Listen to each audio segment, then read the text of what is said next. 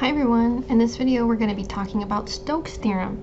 So what this is it's just a 3D version of the circulation form of Green's theorem.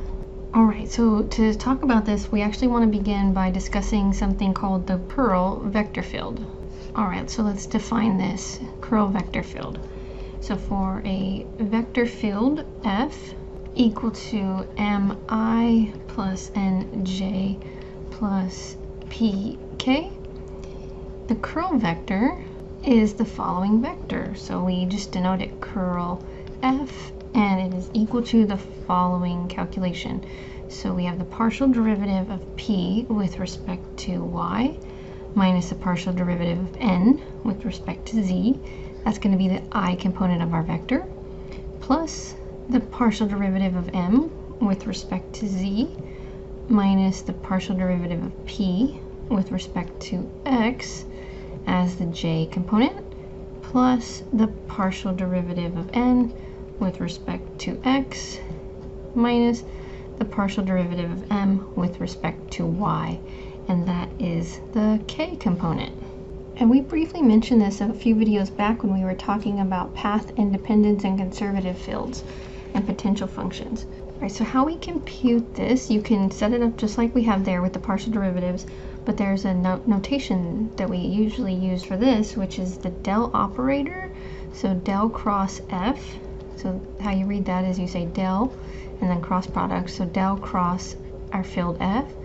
And so that symbol, recognize that symbol from our gradient, that's the del operator, and this is where del would just be the partial derivative with respect to x, with respect to y, and with respect to z of whatever you're applying it to.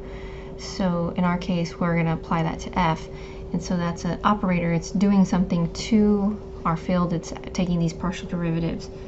And so notice what our curl is. Our curl of f is del cross f, which as a cross product is computed doing your 3 by 3 determinant. We have I, j, k in row 1, and then we have our partial derivatives that we'll take. We fill that up in row 2, and when we end up doing this cross product, that's how we end up getting our definition above for the curl. So row 3 is m n p from our field. Alright, so let me mention some things about this curl vector. So for our curl vector, there's 3 things that I want to point out to you. 1, the rotation at each point is around an axis parallel to this vector. So if we have particles at a point, like in some fluid field, near that point they're rotating around an axis parallel to this curl vector. And so then also what to mention is that the length measures the rate of rotation. And then the third thing to mention is the way that it points. So this vector, it points in the direction for which the rotation is counterclockwise. And this is going to be when it's viewed from above. So let's add that in. So when viewed looking down onto the plane. And this whole thing needs to be consistent with what's called the right-hand rule. We learned this a while back when we were learning about our 3D coordinate system, but let me remind you what this rule says so that it'll help you make sense of this orientation. Alright, so the right-hand rule pretty much says the following. What you're going to do is you're going to take your fingers of your right hand, and so you're going to curl your right hand or right fingers around an axis, a rotation, and this is the same rotating direction that the particles will be rotating. And then what happens is that your thumb is the direction that you are interested in. So your thumb, when you do this, points in the direction that the curl vector points. Alright, so now we're ready to remind you what Green's theorem says and then talk about how Stokes theorem is the extension in 3D of this. So recall what Green's theorem has for us. So Green's theorem said if we had our line integral over our curve C of our field, that's f dot dr for our integrand, and that can become a double integral over r which is the region enclosed by C, and the integrand was partial derivative of n with respect to x minus the partial derivative of m with respect to y. And if you look back at what we just talked about, this is actually the k component of curl. So this is the k component of the curl vector, so curl of f. Green's theorem relates the counterclockwise circulation of a vector field around a simple closed curve C in the xy plane to a double integral over the plane region enclosed by that curve C, right? And so that would just be something like, let's say this is our curve C oriented counterclockwise, and then this is the region enclosed by it R. And so we're taking the line integral and relating it to a double integral over the region enclosed by the line or the curve. And so Stokes theorem just expands this to 3 dimensions. So Stokes theorem relates the circulation around the boundary C of an oriented surface S in space to a surface integral over the surface S. And so we still have this bounding curve C oriented counterclockwise, and we still have this enclosed region R, but now we have this surface, something like this maybe, this 3D surface. So let me just erase a little bit to make this more of the background. So this was behind, and then the surface is all of this part. Something that we're going to need also when we do this computation using Stokes theorem is a normal vector pointing out or in from our surface. And so if we're oriented counterclockwise, then our normal vector is going to point outward from our surface. So this could be just an example of n.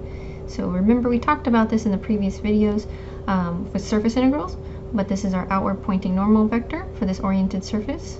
And so there would actually be consistent orientation or rotation around that vector consistent with our orientation around our curve C. Okay, so now we're ready for the theorem. So let's start with some background or fine print information. So we want to let S be a piecewise smooth oriented surface having a piecewise smooth boundary curve C. And then we want F to be a vector field whose components have continuous first partial derivatives on an open region containing S. Right, that's just like our fine print information that needs to be true in order for Stokes theorem to be accurate. And so here's what the theorem says. Our integral, our closed curve C of f dot dr is the same as a double integral over our surface S of del cross f dotted with n d sigma. Okay, and so that is our curl. Remember right here, that was from our definition a little earlier. So this is the curl of f. And we're dotting that with our unit normal vector n. And then d sigma, remember that is our surface area differential. Okay, so I'll remind you about that in just a minute again. But what this gives you, this integral, is that it gives you the circulation of f around C in the direction counterclockwise with respect to the unit normal vector n of S. Alright, just a note about the orientation. The orientation of S and C must be consistent, so that's using the right-hand rule. Now let me remind you about what I was mentioning just a moment ago, but we learned about our surface area differential in the previous video, and so that's this part here. And so d sigma, our surface area differential, has different forms depending on the way our surface is described.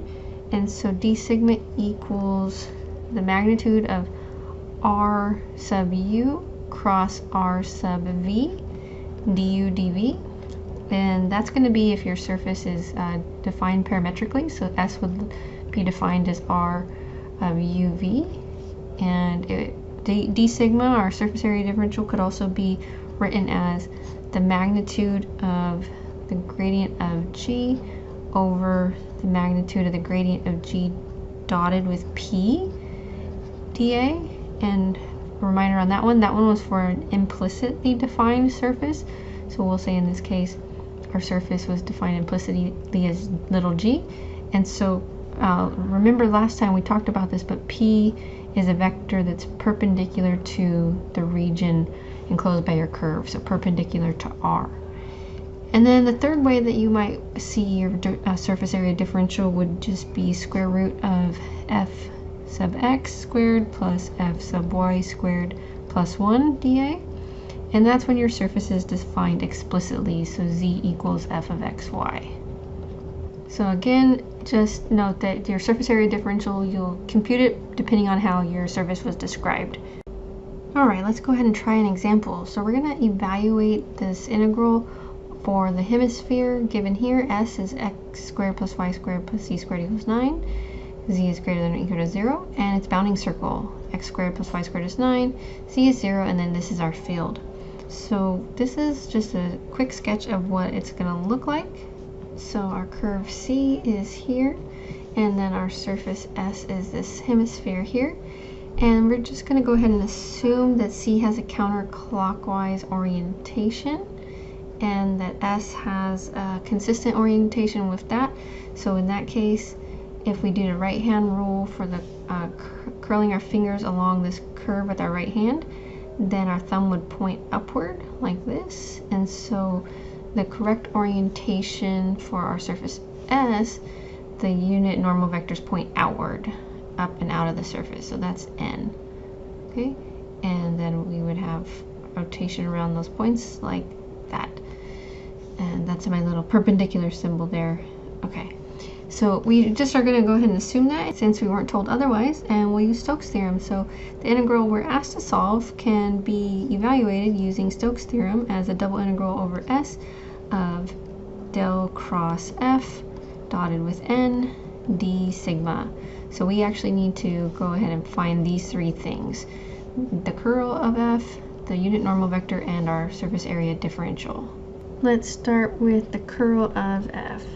So we'll break this into parts. So the curl of F is del cross F, and we could just use the form that we had originally, which was this one right here. Okay, so let's copy that over.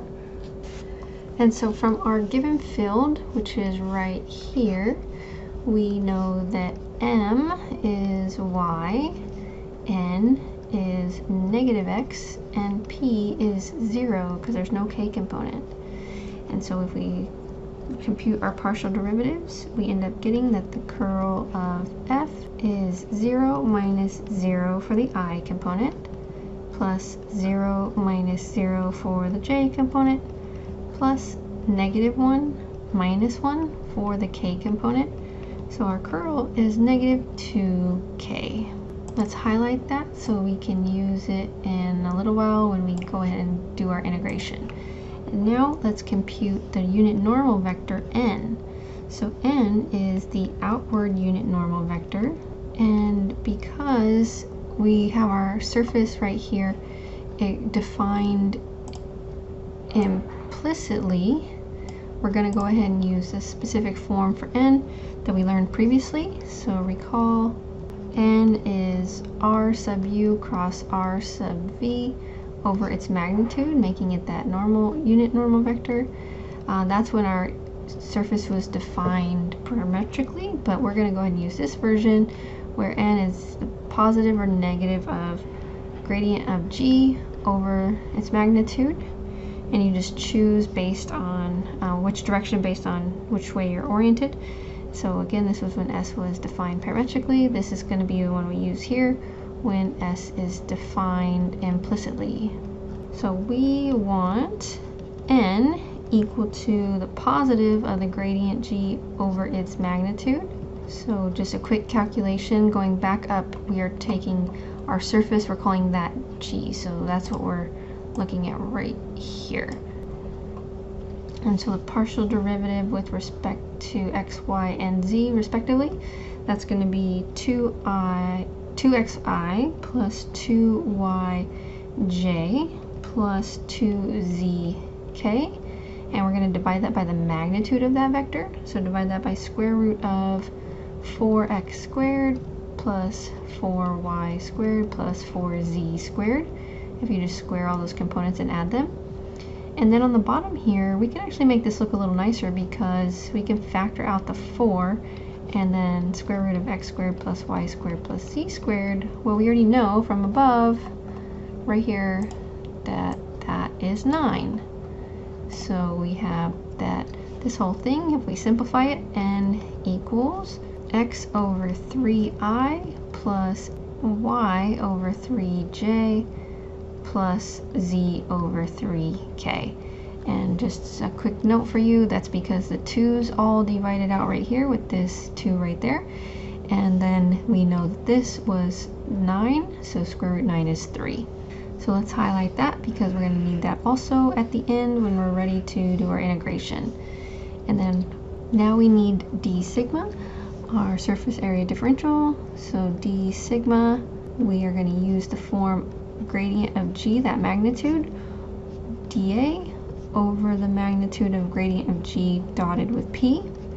So first, just real quick, thinking back on our surface over here, we had the surface like this, really rough, quick sketch, but what I want to show you is that R, the region enclosed by the curve, is down here in the xy plane.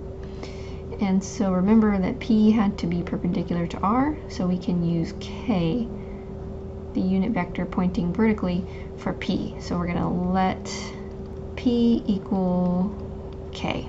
So then we'll compute the gradient of G in that magnitude. Well, we already did that.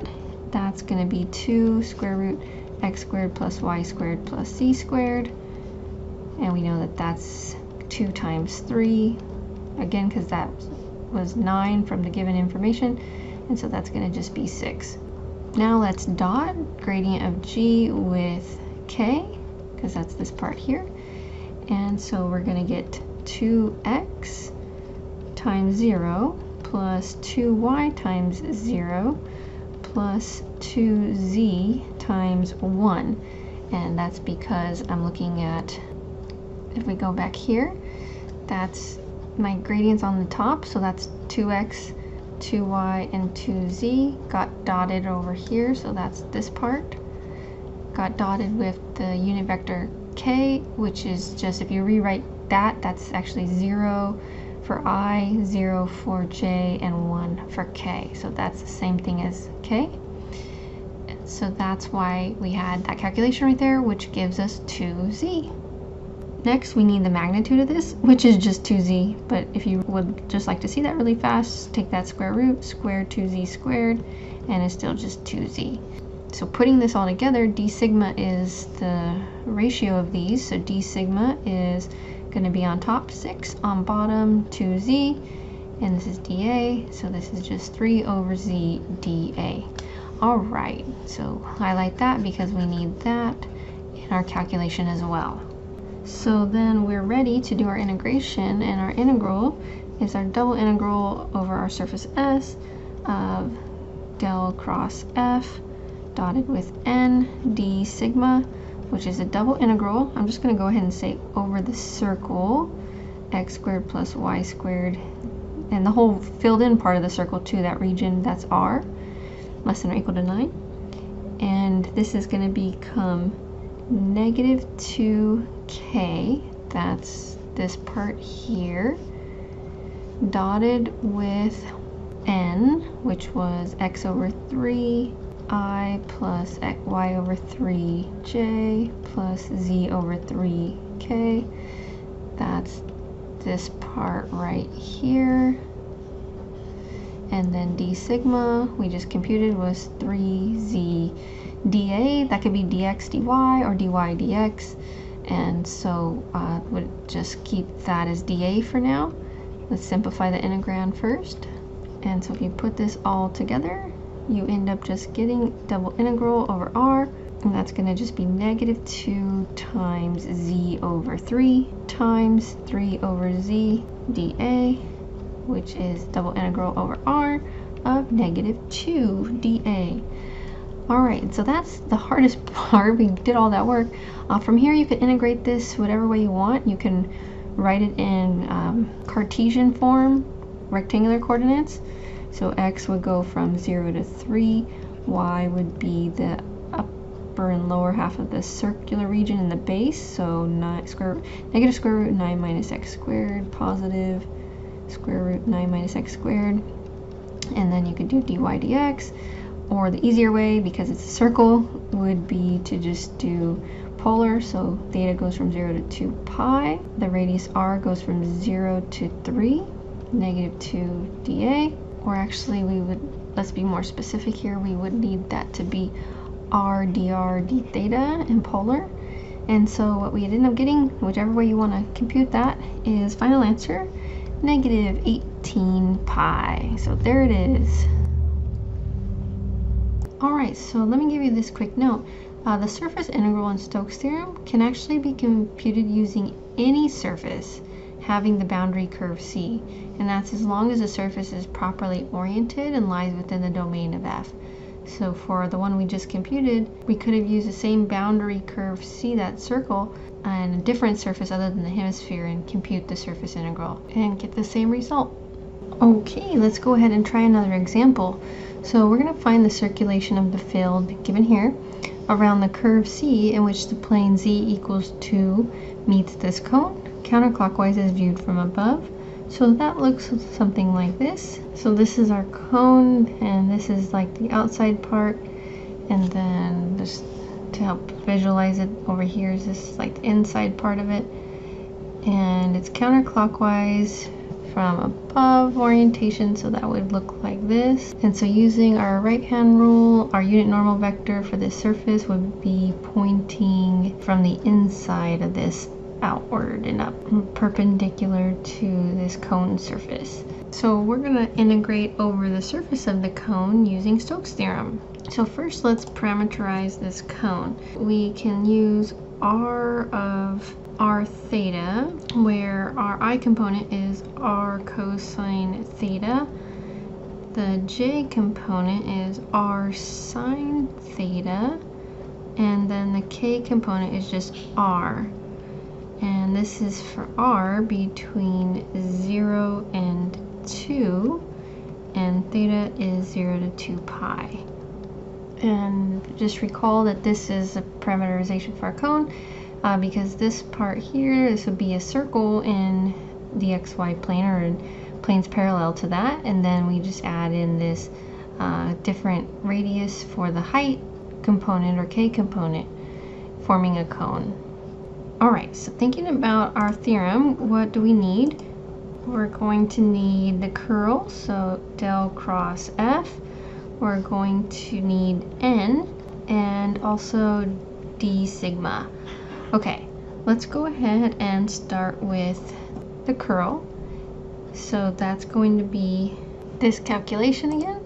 And so identifying from our field, let's just work this out. We have that m is x squared minus y, n is for z, and so p is x squared. So taking these partial derivatives and plugging them in, we're going to get 0 minus 4i plus 0 minus 2xj plus 0 minus negative 1k, which becomes negative 4i minus 2xj plus k. So let's go ahead and highlight that, because we're going to need that in just a minute. But since we parameterized our curve in terms of r and theta, let's rewrite this. This is negative 4i minus 2r cosine theta instead of x for the j component plus k. So we're going to use that. So let's highlight that, and we'll come back and get that in just a minute. Then we want to go ahead next and find our unit normal vector n. And again, because we've parameterized our surface, we're going to use this version for n, r sub little r cross r sub theta over its magnitude. So earlier I called it u and v, but we're just using r and theta, so that's why I'm writing that here. So let's work this out real quick. Partial derivative of r with respect to r, so that would be cosine theta I plus sine theta j plus 1k. Partial derivative of r with respect to theta is going to be negative r sine theta I plus r cosine theta j plus 0. We want to take this cross product. Alright, so there's our setup using our partial derivatives for rows 2 and 3. And then if we compute this cross product, we're going to get negative r cosine theta for the I component minus r sine theta for the j component, and r cosine squared theta plus r sine squared theta for the k component. And so if we factor out an r, that's just going to be r times 1. So this whole thing becomes r. And then we need the magnitude of this, and that's going to simplify to square root r squared plus r squared. So 2r squared, or r square root 2. Then n equals, let's just go to angled bracket form to make it a little shorter to write, negative r cosine theta, negative r sine theta, r over r square root 2, which equals 1 over square root 2 times negative cosine theta, negative sine theta 1. So let's highlight that one, and then we need d sigma. So for our parametrized surface, our form for d sigma is going to be magnitude of r sub r cross r sub theta times dr d theta. So we've already calculated that, so that's just going to be r square root 2 dr d theta. And now we're ready. So putting all this together, let's go ahead and set up our integration. Okay, so our circulation is going to be the double integral over s. We parameterize it with theta and r, so theta goes from 0 to 2 pi, r goes from 0 to 2. Then our curl was this one here. And let's dot that with n, so that's the curl. N was this one right here. And then d sigma was just r square root 2 dr d theta. And if we simplify this and do the dot product, we'll end up getting our double integral. This integrand is going to become 1 over square root 2 times 4 cosine theta plus 2r cosine theta times sine theta plus 1 r square root 2 dr d theta. And then we can use one of our trig identities right here to simplify this for the integration. This one's actually r sine 2 theta. So we end up getting double integral 0 to 2 pi, 0 to 2, 4r cosine theta plus r squared sine 2 theta plus r dr d theta. Alright, and then at the end here, just do your regular integration, first with respect to r on all of our terms, and we would get this, plugging in our limits of 0 and 2. Then after we simplify and plugged in our 0 and 2 we got here, then just integrate with respect to theta real quick. And so after integrating with respect to theta, just remember right here you'd have to account for the 2 theta, so use u substitution on that one. Plug in 2 pi and 0, and our final answer is going to be 4 pi. There it is. Okay, so that one wasn't the easiest to integrate over that surface. And so if we just go back to our note up here, that we can use any surface that has the same boundary curve as long as it's properly oriented and lies within the domain of f, then we could have done the same calculation. We could have picked something like, said our surface was a flat disk of radius 2, and that's going to be centered on the z-axis at z equals 2. So if we use that surface instead, which if we go back over here to what our surface looked like, it would pretty much just be focused on this part, calling this our surface if it's the whole disk, so filled in like that, then our integration would have just been that much easier, because our curl would have been the same, but in that case our unit normal vector would have just been k, and so when we would do our curl dotted with n, we would have just gotten 1, which would have made the integration easier. So that's a nice fact that we can use, that note about any surface would work as long as it's fitting our conditions. All right, let's do one more example. So we're going to use Stokes Theorem to evaluate this line integral of our field given here. And C is going to be the boundary of the portion of this plane in the first octant. And we're told that it's traversed counterclockwise as viewed from above. So let me just draw this surface for us. So it's pretty much this shape here. This plane is limited to the first octant. So this is going to be 1, 0, 0. This point here would be 0, 2, 0. This point here would be 0, 0, 2. And you can get all those points from just setting the other two variables in your plane equation equal to 0 since you're in the first octant. And so this is a surface. So down here would be like the shadow of your surface. This is R down here.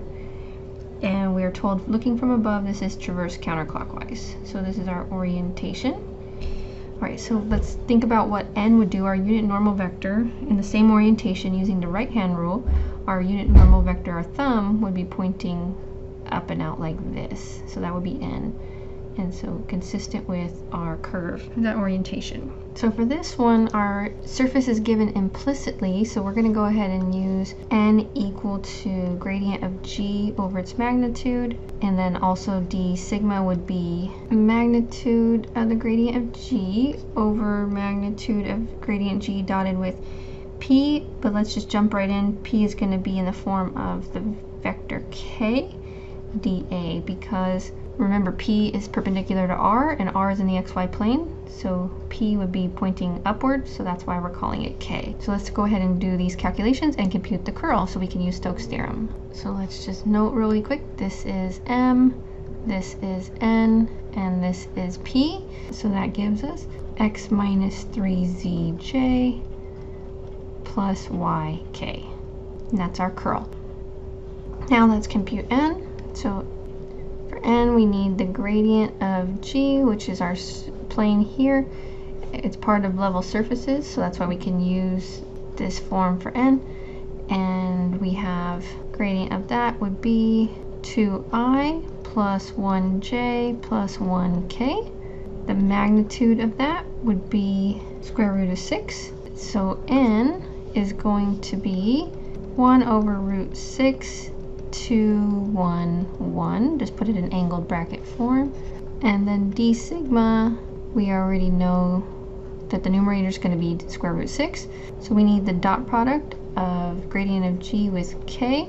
So that's going to look like 2, 1, 1 dotted with 0, 0, 1, which is just 1. And so d sigma is going to be square root 6 over 1 and dA, dx, or dy, whatever order is going to be the best for us. Alright, now before we set up our integration, we actually need to think about something that's happening right over here. With our curl, notice it's in terms of x, y, and z.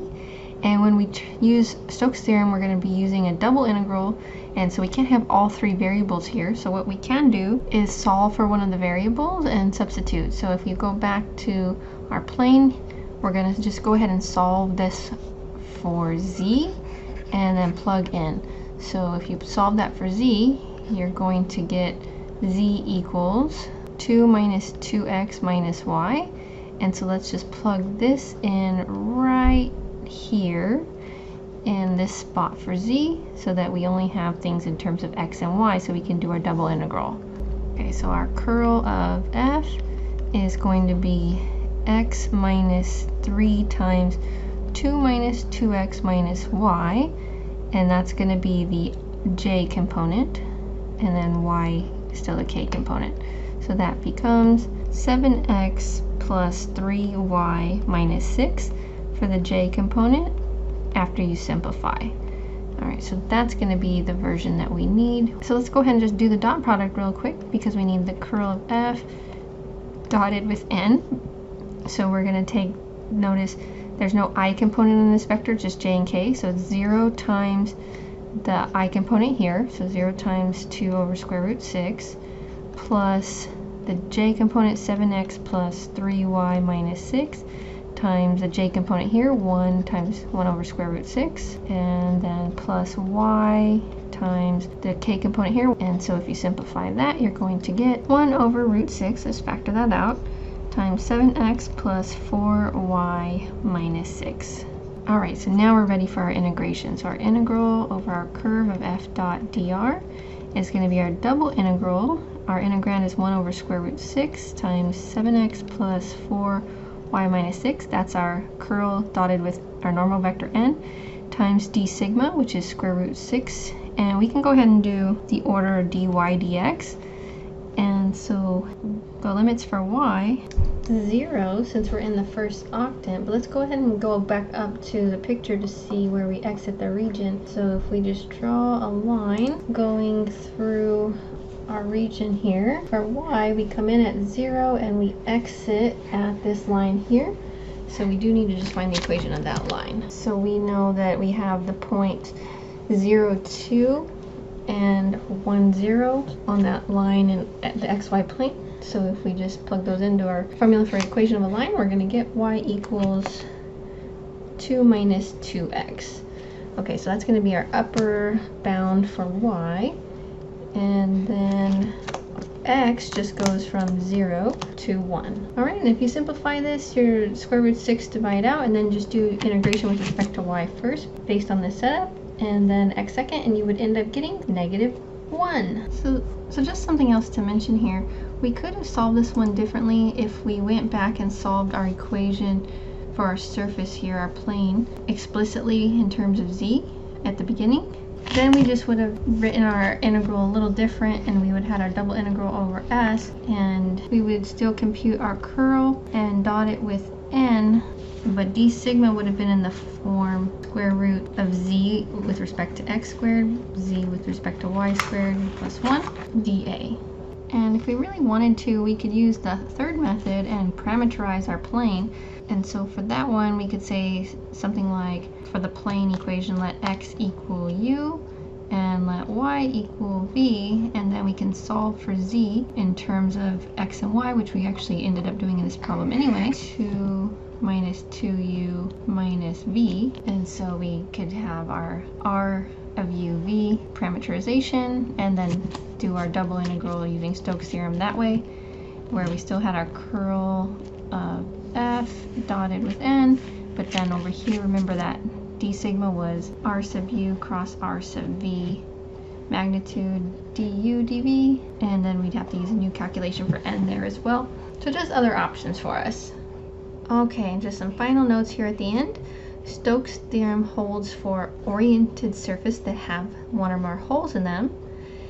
The curl of the gradient of f is 0, or just if curl of f is 0, not necessarily because it was the curl of the gradient, then your line integral is 0. Alright, that's it. Thank you for watching.